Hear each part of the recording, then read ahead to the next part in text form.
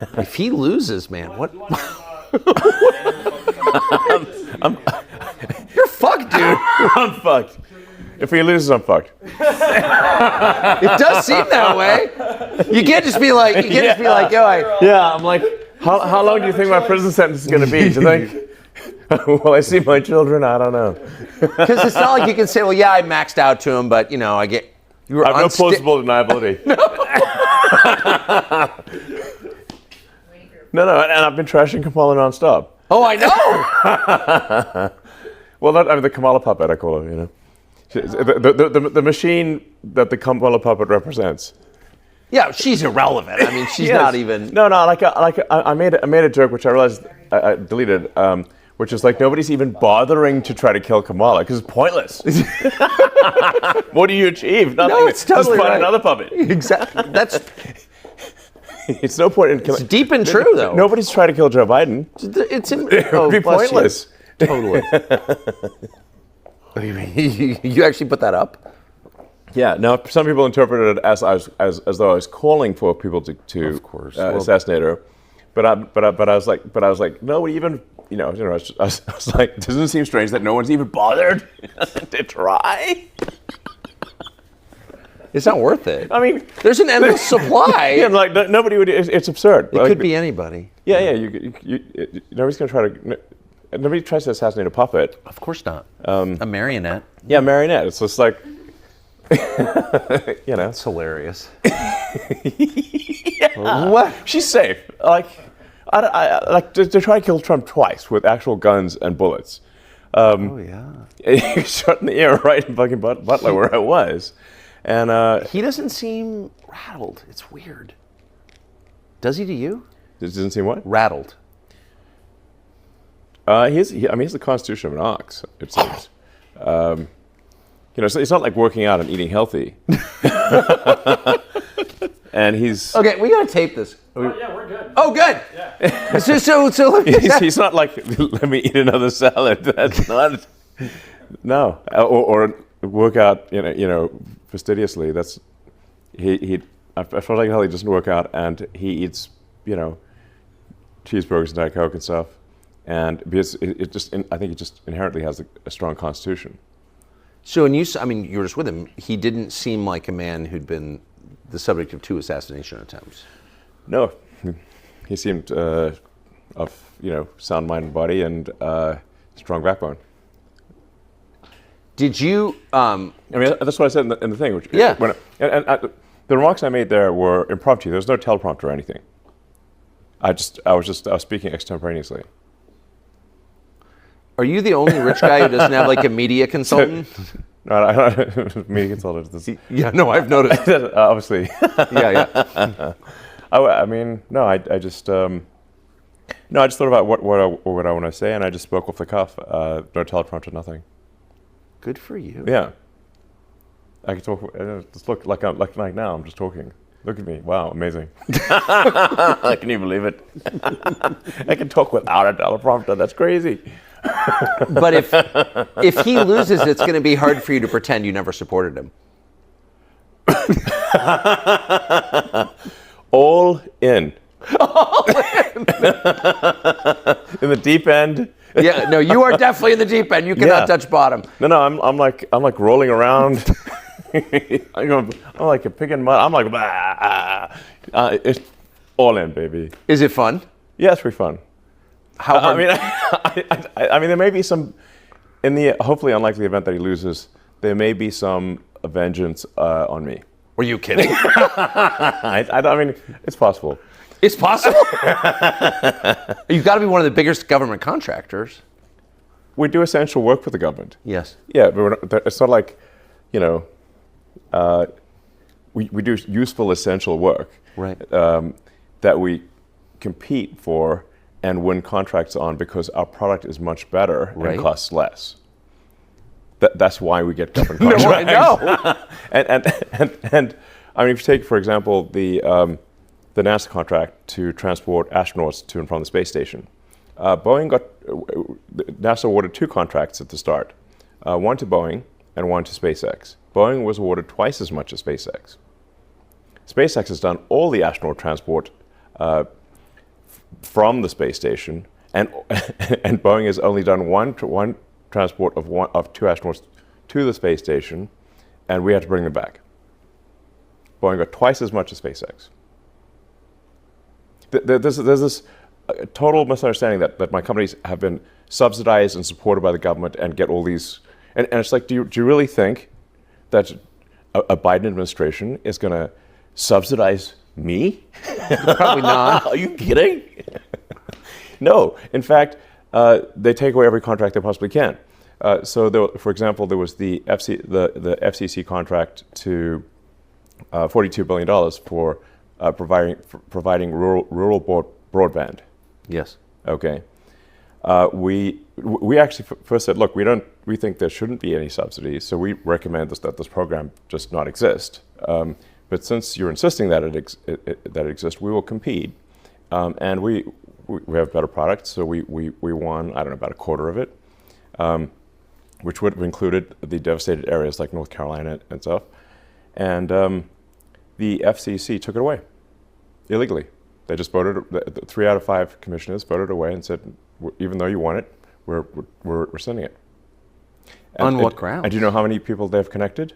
How many? 0. So, you think that was political? Well, the 3 Democrats voted against it, and the 2 Republicans voted for it. So you tried to get Starlink. You tried to get Starlink Yes. into North Carolina, into Western North Carolina, the areas devastated by the hurricane. We have got it. It is in there, and it is the primary means of communication in the devastated areas. You had conflict with Buttigieg over this. Well, I raised I said, look, we had delivered. We've been delivering Starlink terminals there for a while, and obviously some people already had them since they're just, private individuals had Starlink there already. We delivered really thousands of terminals, and got all the way up to the areas where they wouldn't let us go any further, and then we were like, okay, we're going to send helicopters in, and find people who are stranded and give them Starlink terminals, which I think is a nice thing to do. Yeah. Okay. They wouldn't let us land because there was an FAA notice to M and NOTAM that said in order to land, you have to know who you're going to meet with to land. Now, the problem is we're trying to deliver internet communications. People don't have internet communications. We don't know who they are, but then they can't reach us because they don't have communications. Do you see the catch-22 here? Yes, I do. Insane. So it's obviously impossible for people who don't have internet communications to let us know who they are because they don't have the internet. Yes. Yes. And so, did you explain this to the federal government? yes. What did Yes. they say? They fixed it. How was Buttigieg when you talked to him? It was actually good. So I want to Yeah. I want to give Buttigieg some credit here. Yes. First, when I complained about it, he reacted in a very level-headed way, and he reached out to me and he called me. Yeah. And we discussed the issue, got to the bottom of it, and he fixed it. Good. So credit to Buttigieg. Yeah. Well, and to you for pushing it. Yeah. I mean, but as soon as he was aware of the problem, he fixed it. Well, you publicized it too on it. Yeah. As soon as you shamed him. Well, but I do want to give credit where it's due. Yeah, no, amen. So- I agree completely. So, but back to the original question, about the potential consequences if, having gone all in, this doesn't work. Yeah. I mean, you had to have thought about this long and hard before you did it. What was your thinking? I mean, yeah, so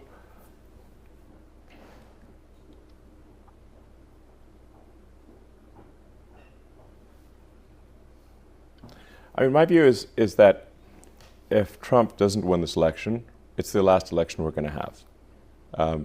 That the Democrats, the Dem machine, has been importing so many people, bringing in so many illegals, flying in with this like CBP border app thing that nobody even knew about, like secret program. That's illegal, basically. It's illegal, but there's no action by DOJ to actually to stop it from happening. They're transporting large numbers of illegals to swing states. If you look at the numbers, these are the numbers from the government website. So like from the Democrat-administered government websites. Like where do you get this data? From the government website that is run by Democrats. There are triple-digit increases in illegals to all the swing states. And in some cases, it's like 700% over the last 3 years. Now, these swing state margins are, sometimes 10, 20,000 votes. So what happens if you put, hundreds of thousands of people into each swing state? And when somebody is granted asylum, they are fast-tracked. They can get a green card, and then 5 years after the green card, they can get citizenship and they can fully legally vote. And when they do so, they vote overwhelmingly Democrat. And sometimes I get this rebuttal of like, well, a lot of them, their social values don't align with sort of the far left sort of woke ideology. Yeah. I said that's true, but that's not their top priority. Their top priority is getting their friends and family also to the United States. And the Dems also issue all these programs, these sort of handouts, essentially, that make them beholden to the Democratic Party. So they vote Dem. That's what happens. So my prediction is if there's another 4 years of a Dem administration, they will legalize so many illegals that are there that the next election, there won't be any swing states. And we'll be a single party country, just like California is a single party state. It's a supermajority Dem state in California. Because of immigration? Yes. California was fairly reliably Republican. Bill Clinton lost California in '92 and won West Virginia. Yes. So there was a 1986 amnesty. Yes.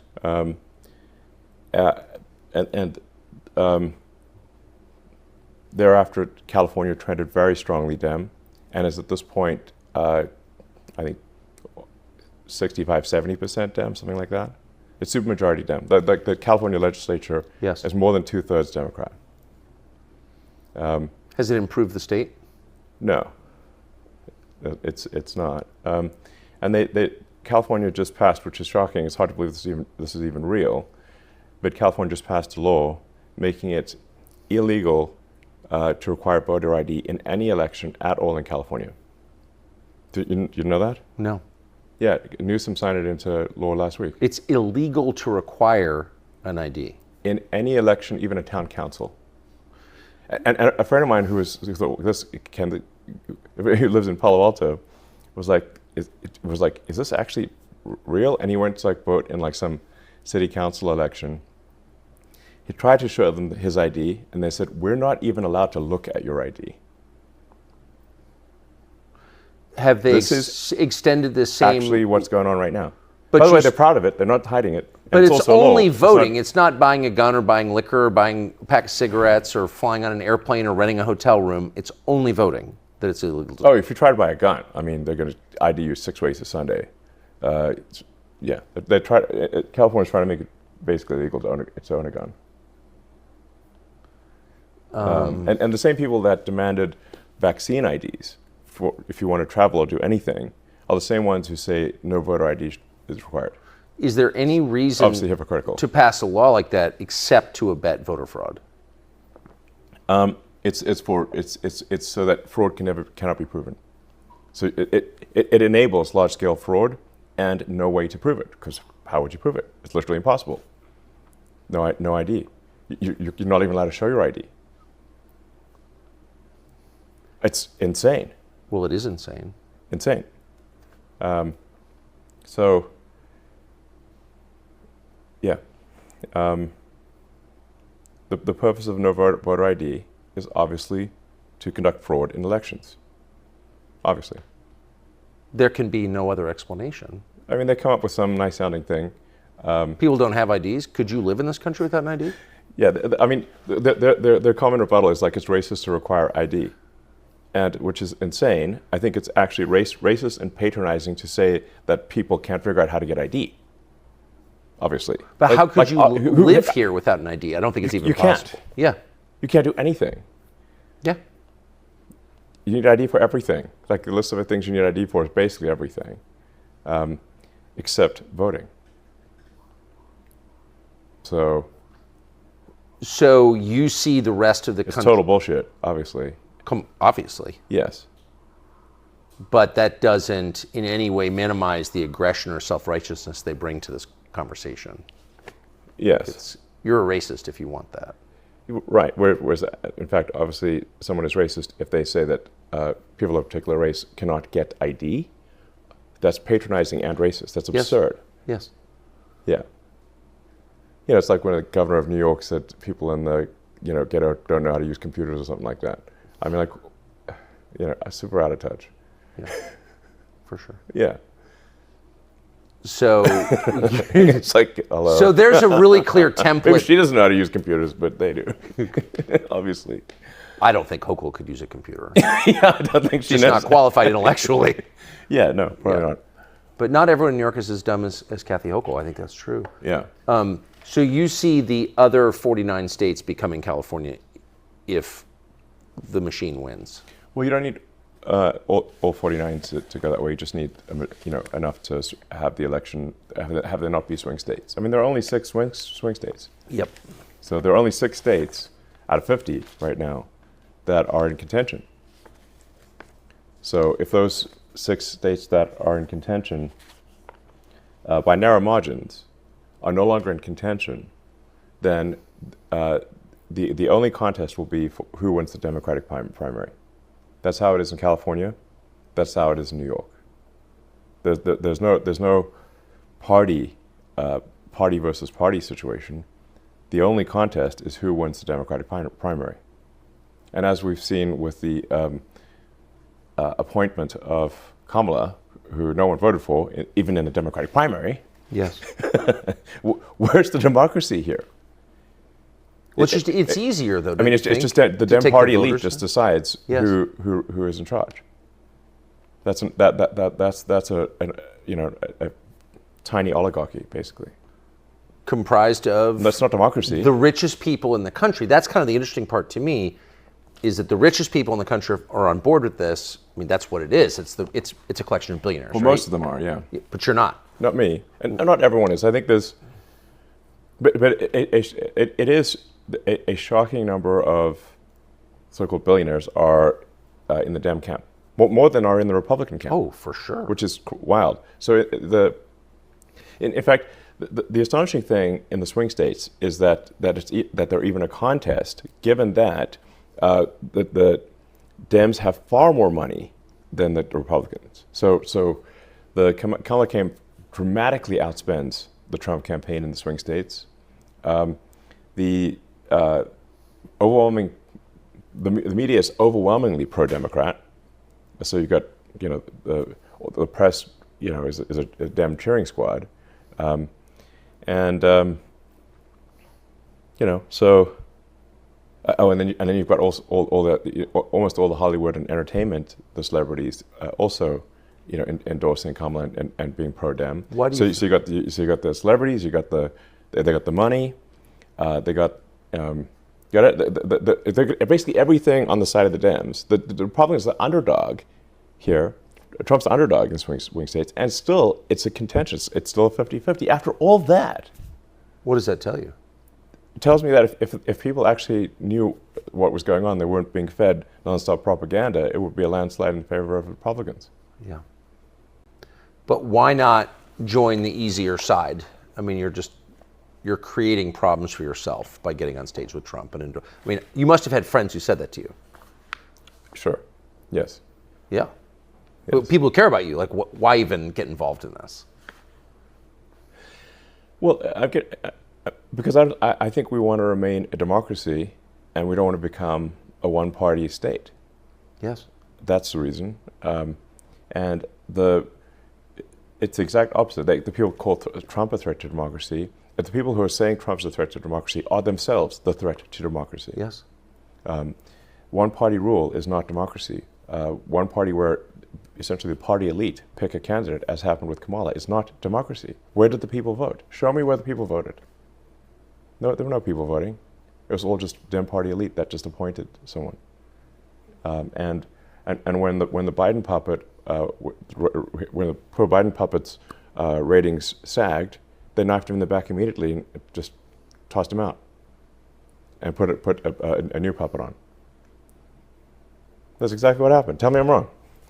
Well, not only you're right, I mean, it's almost not even worth criticizing Kamala Harris. No, exactly. What does she have to do with it? There's no point in criticizing Kamala. She's simply the face of a much larger machine.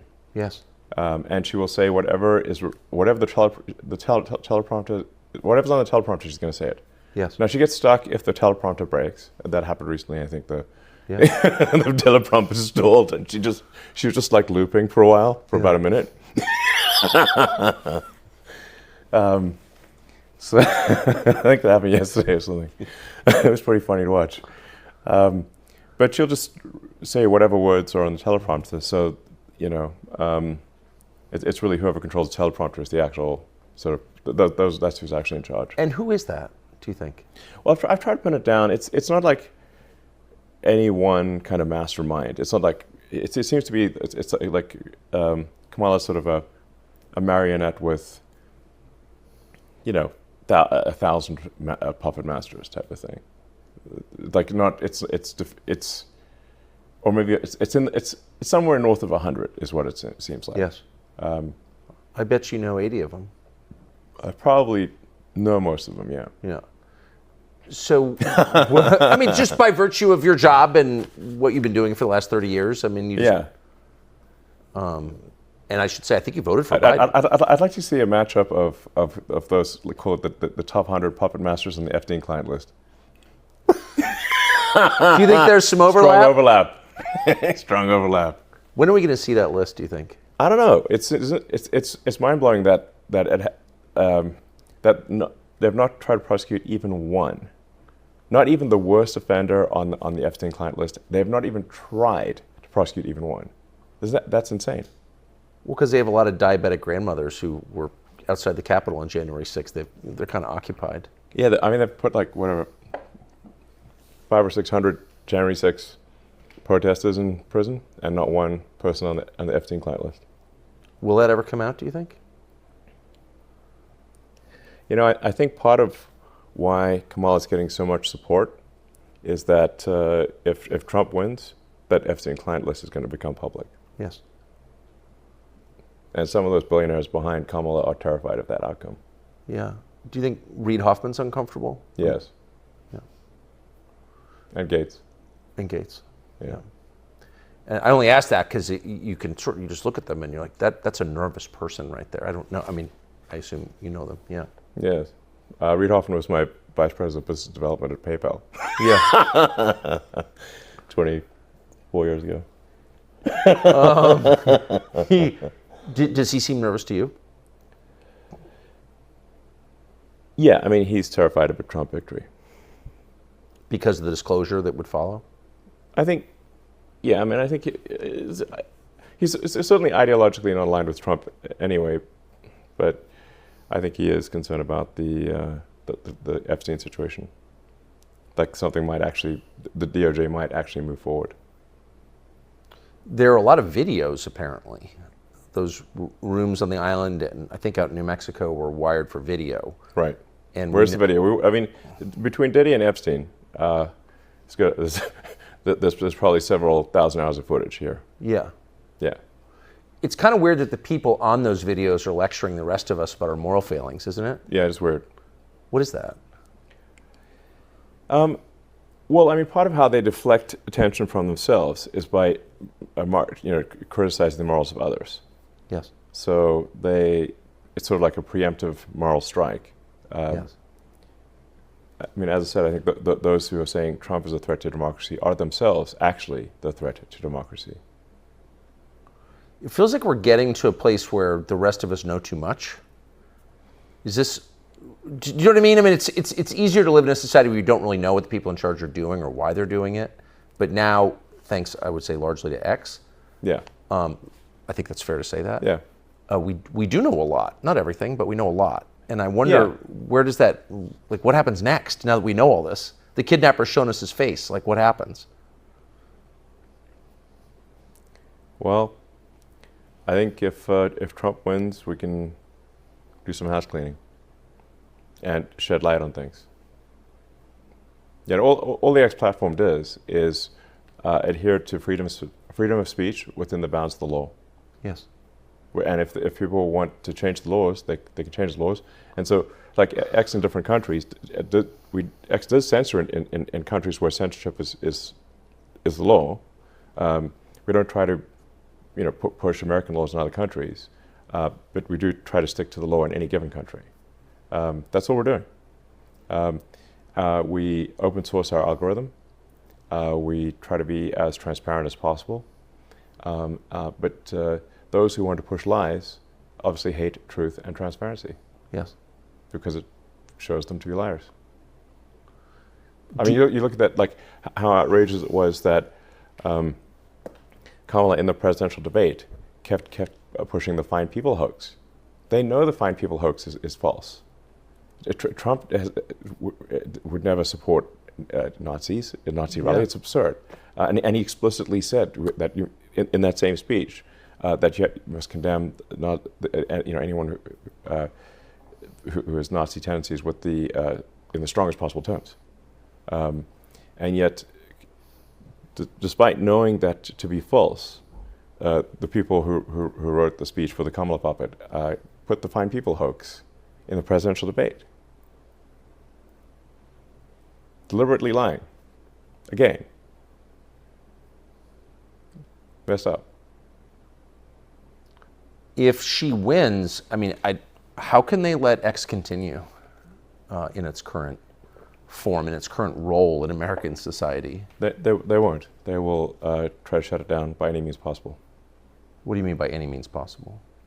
I mean, with law, either via, they'll try to pass laws. They'll try to prosecute the company, prosecute me. The amount of lawfare that we've seen taking place is outrageous. There are many examples, but like the Department of Justice, for example, launched a huge lawsuit against SpaceX for failing to hire asylum seekers. Come on. Yeah, asylum seekers? Not asylum, those who've been granted asylum seekers. Now there's also a law called International Traffic and Arms Regulations that because SpaceX develops advanced missile technology that can be used in nuclear ICBMs, that we have to be very careful with who we hire. We can only hire someone if they're a permanent resident or a citizen. That's what the ITAR law says. Then there's another law that says that you cannot discriminate against asylum seekers. So we're damned if you do, damned if you don't. The DOJ did a massive lawsuit against SpaceX for failing to hire asylum seekers, even though it is illegal for us to hire asylum seekers under ITAR law. This is an actual thing that's going on, and they can only do a fairly small number of lawsuits every year. So why did they pick this one? Because you own X. Yeah, lawfare. It's like that famous quote from Beria. Stalin's like chief torturer and head of the secret police. Beria said, "Show me the man, and I'll show you the crime." Exactly. We have so many laws that it is actually impossible to, impossible to do business, impossible to operate without being violating some law, because you have laws like the ones I just gave you, where both things are illegal. Yes, they contradict one another. So it's illegal to discriminate against asylum seekers in jobs, but it's also illegal for us to hire asylum seekers. But it discredits the law. They just chose one. They chose the one law and ignored the other one. And the Department of Justice at federal level prosecuted SpaceX for that. What do you think? It's mad. Well, it also discredits the idea of law, which some of us want to take seriously. Absolutely. This affects both the perception of American justice and the reality of it. Yes.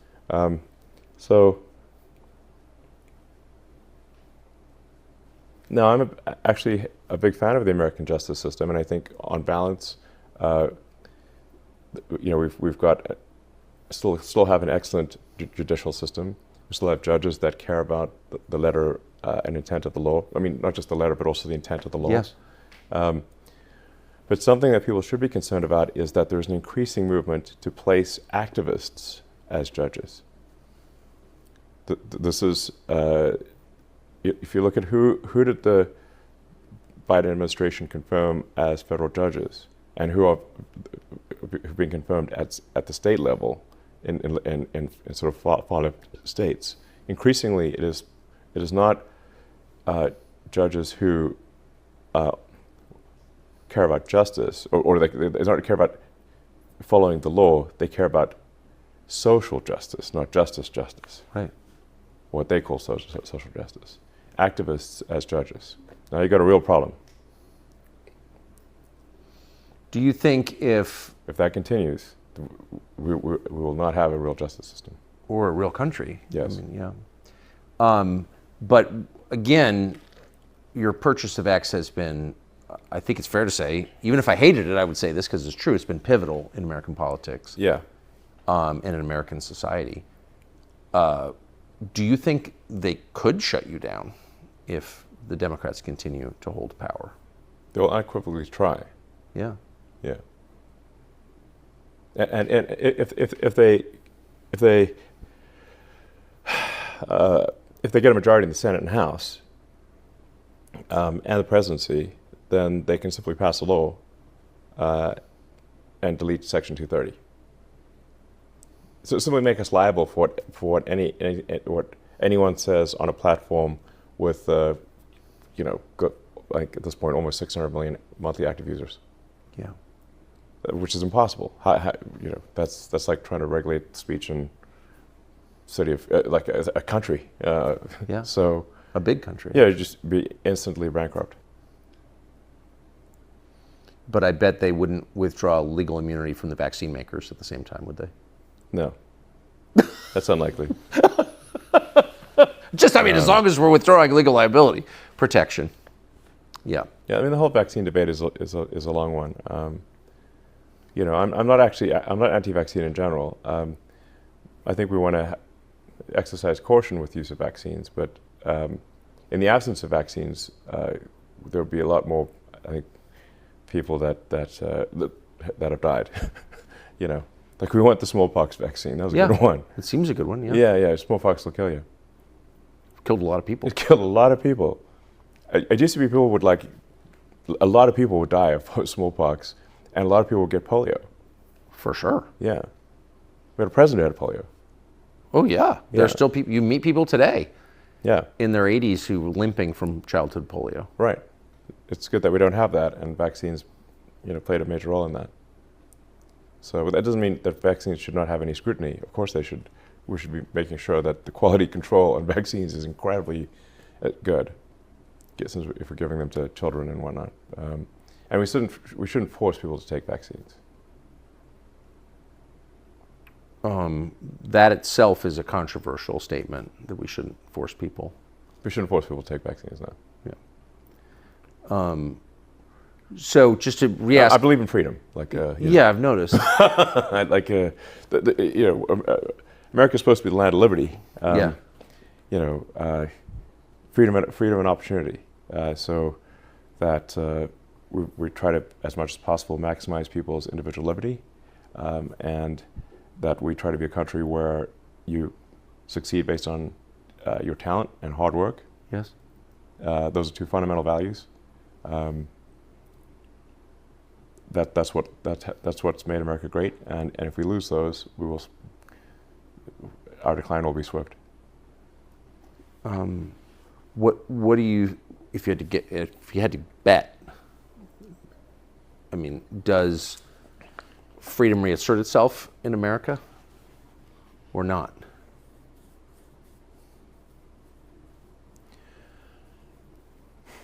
Well, that's why I think part of why this election is so pivotal. I think if we, with the Trump administration, I think we can improve the liberty of Americans. We can I think we need to have sensible deregulation, where we keep the regulations that matter. Like we don't want to destroy, important habitats or Yes. Encourage oil spills or anything like that. But there are so many regulatory agencies that have overlapping responsibility that we are smothering progress. And we can't build a high-speed rail in America. You look at the ridiculous high-speed rail project in California, where they've spent $7 billion, and all they've got to show for it is a 1,600-foot section of concrete with no rails on it. There's a picture of it online. So it's not that fast yet. We wouldn't say it's high speed at this point, or even rail. It doesn't even have rail on it. Maybe by now they put some rail on it, but it's this comically small section of rail. $7 billion has been spent, most of it in like environmental consulting and I don't know where, but clearly not in building high-speed rail. So we've got, there are so many different regulatory agencies and so many laws and regulations that prevent progress that if this continues, we simply won't be able to get anything done. It does seem like the engineers are not getting rich. It's the environmental consultants, the climate consultants, the DEI consultants. A whole consultant class seems to be getting richer by the year, where people with actual skills, the ones that bring actual progress. Useful things, products and services that you can use. That's right. Yeah. So this is a trend. Things that if you were like traveling on a desert island, you'd want those people. Right. But you wouldn't want environmental consultants. They seem undercompensated. It's like you're going to starve. Though. Okay. Yeah. And it's like who are actual builders that get things done, and every year we're making it harder in America for actual builders to get things done. We're in this like weird Ayn Rand Atlas Shrugged scenario, where it's there's yet another regulation, yet another rule, and there's sort of that phrase in Atlas Shrugged, you'll manage. It's like eventually you're like can't get anything done. Why the hostility though toward people with meaningful skills? It's not a neutral posture they have. Yeah. And they're enriching themselves obviously by creating fake jobs because they have no skills, and they don't have creative power. So I understand that. But why do they hate people who do have creative power and actual skills? I don't understand that.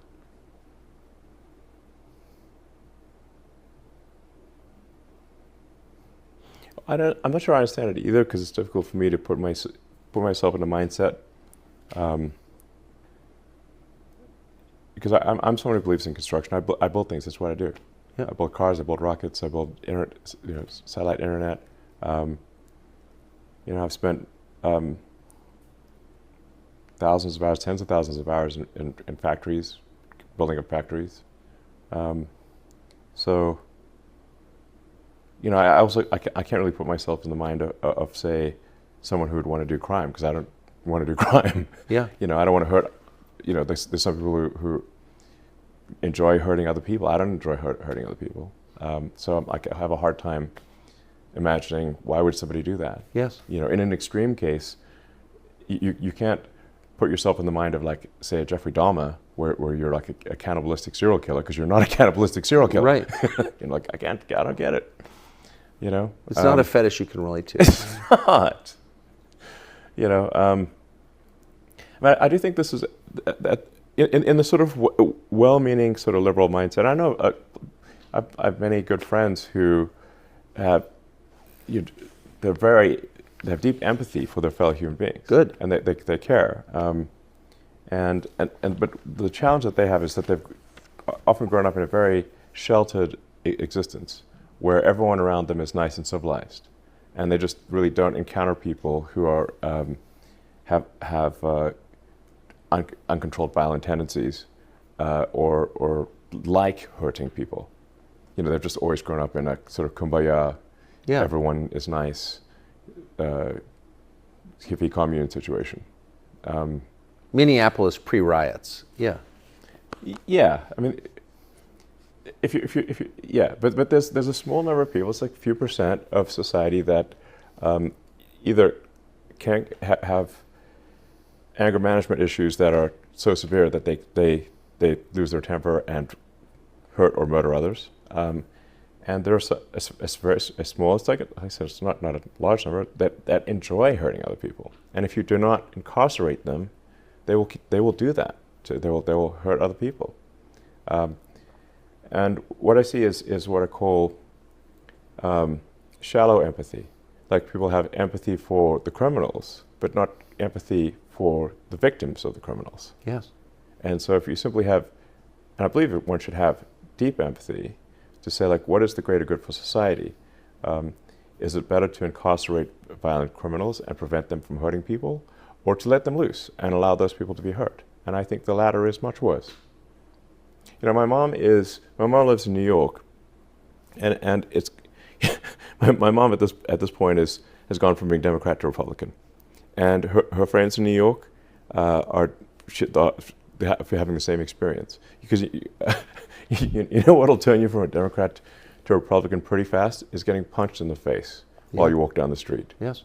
For no reason. Yes, and then no action being taken against those who hurt you. And that happened to your mom? Not to my mother, but to 3 of her friends this year. Why would someone punch them in the face? I don't know. But I'm not a face puncher. Right, no. You know. But if you walk around the streets of San Francisco and many downtowns, so they go to downtown Philadelphia right now, you know, they call the people homeless, but the homeless is the wrong term. Violent drug zombie. Yeah. Okay. It's like, you know, you look at them, you say, like, homeless is a misnomer. It implies that someone got a little behind on their mortgage, and if you just offered them a job, they'd be back on their feet. Yeah. No, but if you go and look at downtown Philly or San Francisco or parts of New York, and actually most downtowns, what you actually have are violent drug zombies. So they're like shuffling down the street with dead eyes, you know, and with like needles, you know, and human feces on the streets. I mean, you've been to downtown SF, right? Have you seen this? Oh yeah, I was born there. Yeah. Yeah. Like one of the most beautiful cities in the world. Oh yes, the greatest. And now you have to step over the drug needles and the feces and the bodies.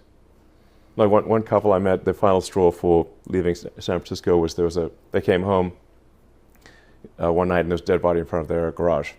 They couldn't get their car in, couldn't park their car. Because the corpse. And yeah, there's no street parking. They're like, because there's a corpse in front of the garage, and they don't want to move the corpse, you know, because like, well, you know, you're like, maybe they need to like figure out why the guy died or something, you know.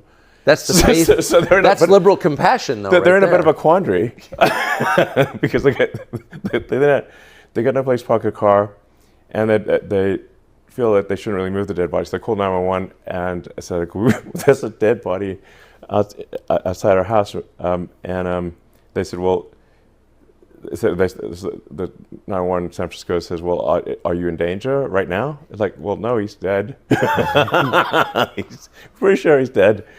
And they're like, "Okay, we'll send someone tomorrow to pick up the body." Like, what do you mean tomorrow? So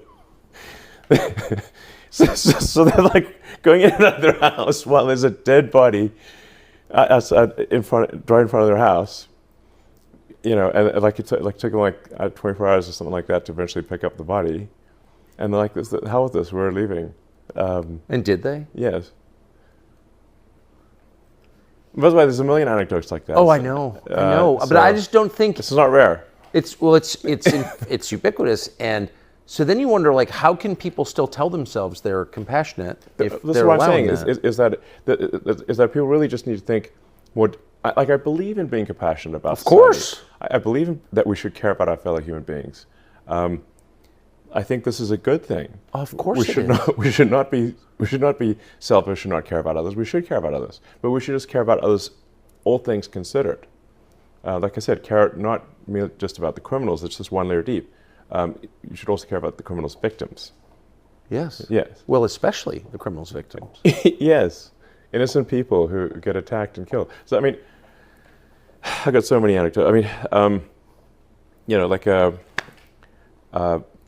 about a year ago, there were 3 X or Twitter employees who were just leaving the building and walking down Mark Street in in San Francisco. Market Street used to be a beautiful, wonderful street. Of course. Obviously, it's called Market Street because that's where the market was. Right. Now it's boarded up shop windows and stuff, and they were chased by a guy with an axe who wanted. They outran him, and they reported, "Hey, there's a guy with an axe who tried to kill us with an axe."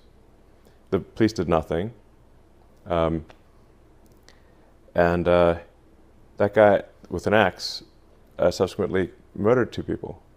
With an axe? With the axe, because eventually he's going to find somebody he can outrun, and he did. So what I'm saying is, if you don't stop axe murderers while they're attempting to axe murder, eventually they will succeed in axe murdering people. If this goes on, I mean, that's such an obvious observation. It seems obvious. Yes, I think it is. Yeah. That if you're in any way abetting axe murder, then you're against civilization. That's the way it looks to me. I mean, Yeah. I don't see, I'm trying to understand motive here. I can't relate like you. But you're against Yeah. the whole project if you're allowing that, I guess is what I'm saying. Yeah, I think we should, a controversial position, but I think we should arrest axe murderers when they first attempt to axe murder, not after they've succeeded in doing so. And I think we should assign at least some of the blame for the axe murders to the people who allowed this guy to wander around with an axe on Market Street trying to kill people. Yes. Yeah. Well, you know, there's this whole movement to decriminalize crime. Oh, I've noticed, yes. What is that? Madness. Yeah. Like to make crime legal. Like in California, you can just steal things and nobody does anything. It's like fully legal to steal anything under $1,000 in California. That's why they now have to like lock up goods behind these glass and plastic walls. So you go into the supermarket and you can't even get toothpaste. And this has actually been particularly difficult on small mom and pop operations because they don't have the resources of a large corporation.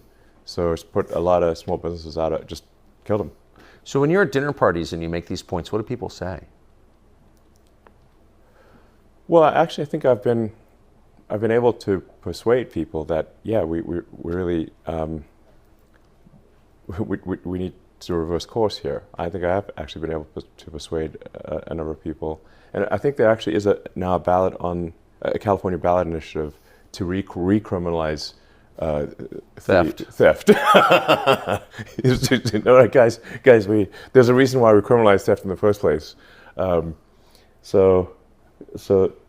then amazingly, I think Gavin Newsom came out against that proposition.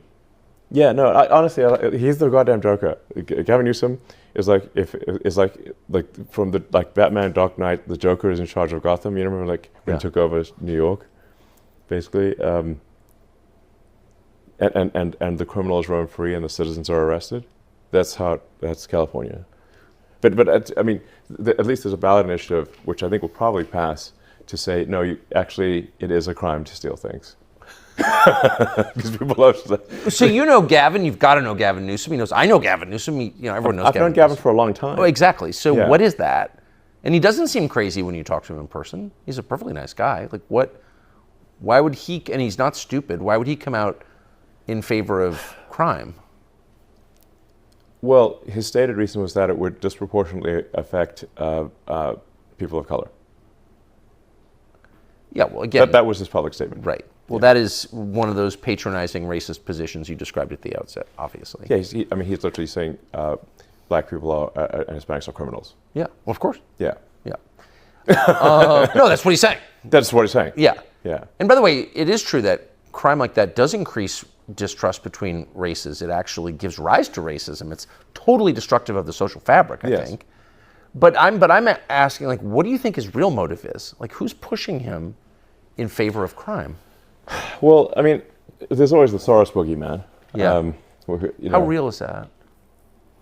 It's real. I don't think one can ascribe everything to Soros. Right. I mean, I agree. he's and George himself is I mean, he's senile at this point. He's not compos mentis. So his son Alex is in charge, and there is this whole system that Soros built up over many decades. And so I guess Soros and like-minded people or whatever, they believe in open borders. They believe we shouldn't prosecute crime. This is insane.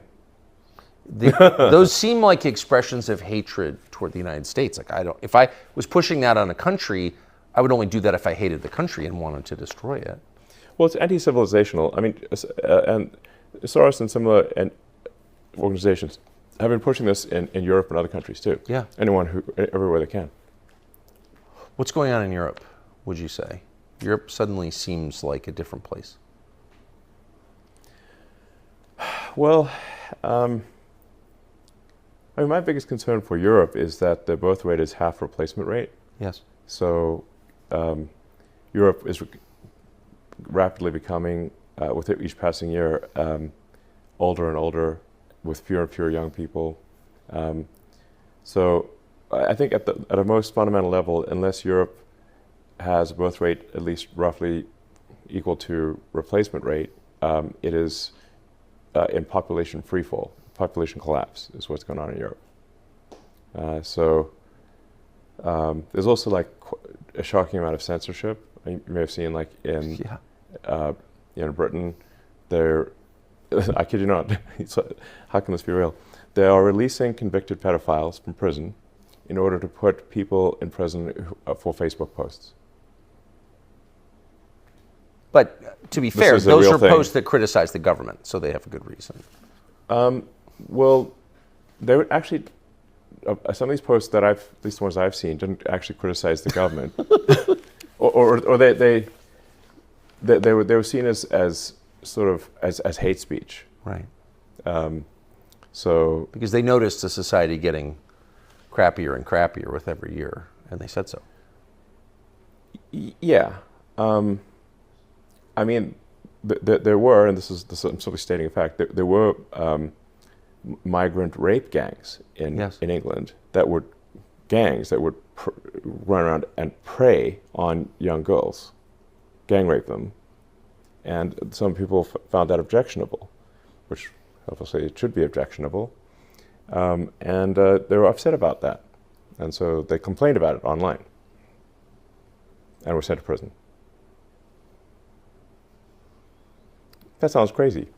So it is crazy, and that's like...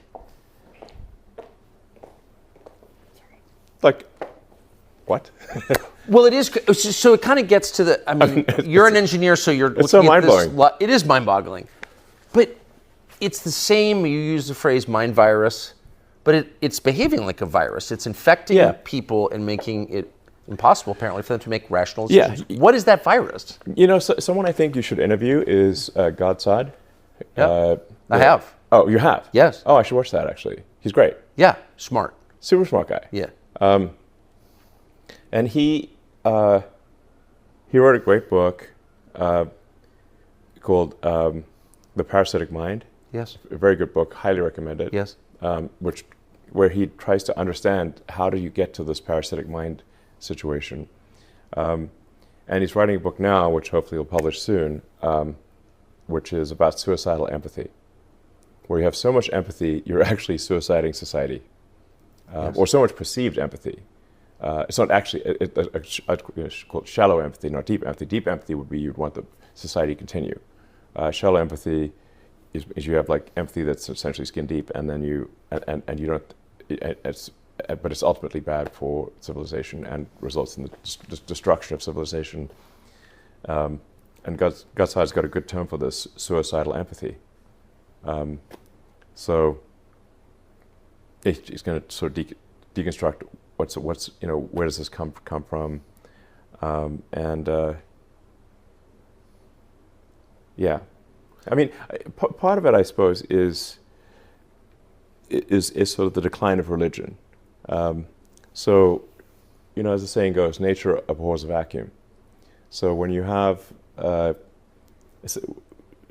essentially a decline in religion, an increase in the secular nature of society,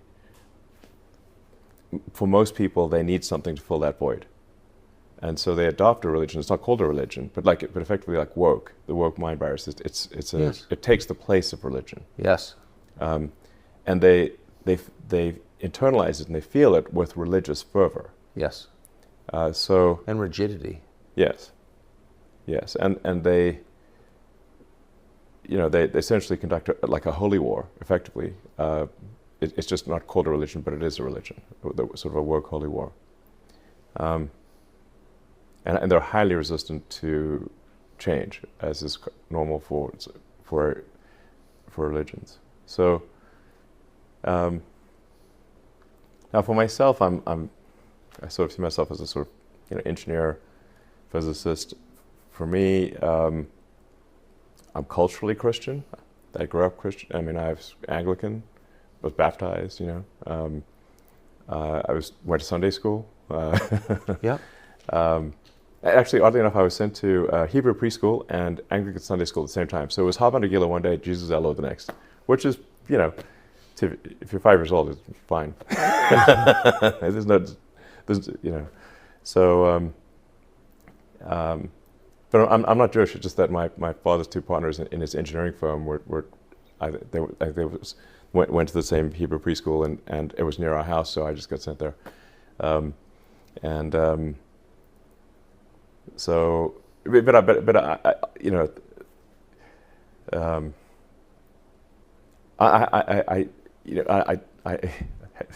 maybe this will make me even more enemies, but I have trouble sort of believing all these stories, these religious stories, but obviously a lot of people do, and I respect people who want to have religious views. I'm not trying to dissuade them from their religious views, but anyway, I'm just saying, I guess the operating system I have is sort of a physics engineering operating system where I try to understand as much as possible about reality. In physics, you're not supposed to believe anything absolutely. You're supposed to question things. That's how you discover new physics. In engineering, that's how you discover if your machine will work or not work. Will the rocket get to orbit? If your rocket is designed with physics in mind correctly, it will get to orbit, and if it is not, it will not get to orbit, no matter what your belief system is. You can believe,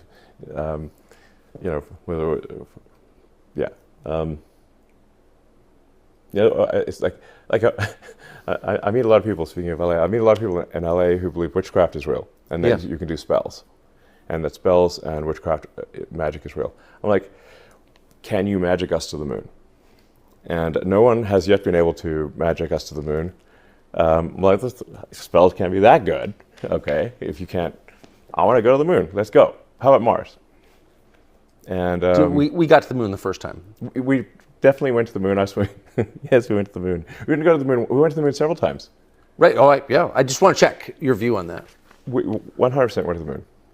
I know in depth the technical designs of the rockets, the spacecraft, everything. Yes. What went right, what went wrong, and it was a remarkable piece of technology, like incredible piece of technology to go to the moon in '69. Yeah. That was like reaching into the future and pulling the future forward dramatically, and it was an important ideological battle with communism, because they couldn't put a person on the moon, and capitalism could.